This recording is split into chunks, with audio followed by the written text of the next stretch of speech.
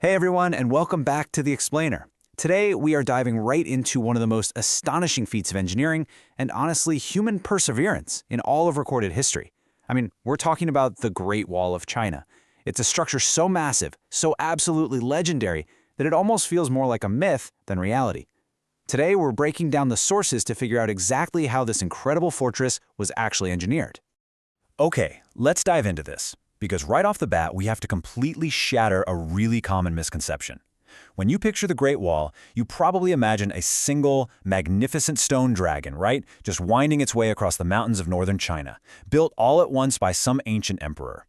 Well, the question of how it was actually built requires us to toss that idea right out the window. It was not a single project, and it definitely wasn't built all at once.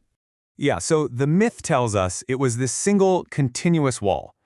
But the reality is so much more fascinating.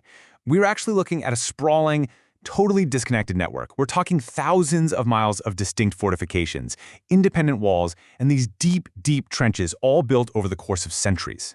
It was much more like a constantly evolving defensive organism rather than just one static piece of architecture. Section 1. Unifying the Empire's Defenses. If we trace the timeline way back to the 7th century BC, we can see exactly how this massive network got its start. At that time, China wasn't unified. You had all these independent states building their own separate earthen walls just to defend their specific, localized territories. It was totally piecemeal. But then, fast forward to 221 BC, huge leap in time here. Emperor Qin Shi Huang becomes the very first emperor of a newly unified China. And to protect his colossal new empire, he famously orders the connection and the aggressive expansion of all those disjointed segments into one cohesive barrier. And our sources are super clear on the why behind this. Like, why go through the unimaginable hassle of fusing all these scattered earthen walls together? Well, the answer is the Xiongnu tribes. These were fiercely mobile, highly capable nomadic groups up north. Their constant incursions and cavalry raids were a literal existential threat to this newly formed empire. So connecting these walls wasn't just some imperial vanity project. It was a desperate, strategic necessity to lock down that northern frontier. Section 2. The Human Cost. We really need to pause here for a second, because the history of this structure is deeply, deeply intertwined with just unimaginable human struggle. Millions. I really want that staggering number to sink in. Building this colossal monument required a huge labor force working in some of the most brutal environmental conditions imaginable. You got extreme exhaustion from backbreaking labor, devastating starvation, harsh weather, meaning millions of people literally lost their lives constructing what we marvel at today. In fact, the human toll was so profound that the Great Wall is often grimly referred to as the longest cemetery on Earth. And honestly, that's incredibly dark, but it's true. The people forced into this, they weren't highly paid artisans. This was a huge workforce of hundreds of thousands of soldiers, local peasants, and convicted criminals. And according to historical records, the bodies of those who perished were often buried directly inside the wall's foundations, or just left right beside it.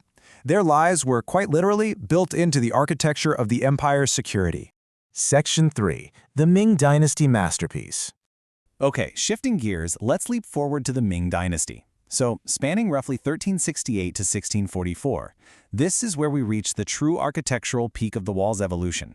Now, what's really interesting about this slide is the sheer scale of the upgrades. Those crumbling earthen mounds from the past, completely transformed. The wall was significantly rebuilt and strengthened using solid stone and heavy brick. They also engineered incredibly sophisticated watchtowers to monitor enemies from high vantage points. When you close your eyes and picture the iconic Great Wall today, you are absolutely picturing this specific Ming-era masterpiece. Section 4. More than just a wall. So the crucial point is that beyond the stone, the brick, and the military blockades, this structure served a highly dynamic, multifaceted purpose. The Great Wall was actually an incredibly advanced economic tool. It wasn't just a static barrier to keep people out, it functioned as a sophisticated system of border control and trade regulation. Think of it kind of like an ancient, highly fortified toll road. By acting as a checkpoint along the famous Silk Road, the wall provided essential security for merchants, managing the flow of immense wealth just as strictly as it managed the flow of armies. And to protect that wealth, they developed a totally brilliant communications system. Guards stationed way up in those towers would observe enemy movement, ignite a roaring fire, or send up thick smoke and instantly transmit that alert to the next tower.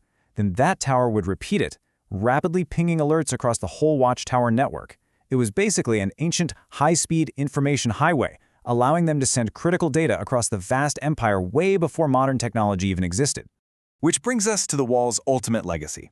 Despite its immense scale, and obviously that tragic human cost we talked about, it stands today as the ultimate testament to the organizational power of ancient civilizations.